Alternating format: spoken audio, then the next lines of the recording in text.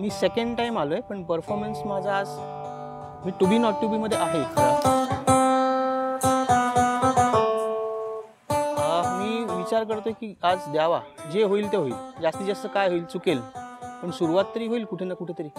आणि सरांची ही थीम खरंच छान आहे. गिटारगिरीमध्ये ना फार सुंदर थीम केली आहे. प्रत्येक वेळेला डेस्टिनेशन वेगळं असतं, प्रत्येक लोक भेटतात आणि जे लोक परफॉर्म करतात त्या परफॉर्मवर आपल्याला कळतं की आपण कुठे काय करू शकतो पुढे.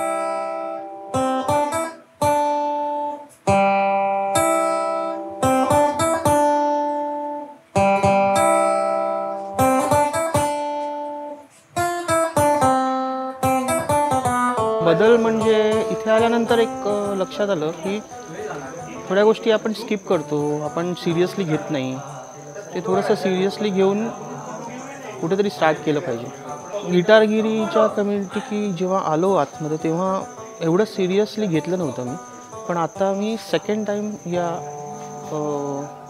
फंक्शनला आलो इथे. एक गोष्ट नक्कीच आहे की इथे सगळेजण आल्यानंतर एकत्र झाल्यानंतर जो एक बॉन्डिंग बनतो ना, तो सगळ्यात जास्त इम्पॉर्टंट आहे.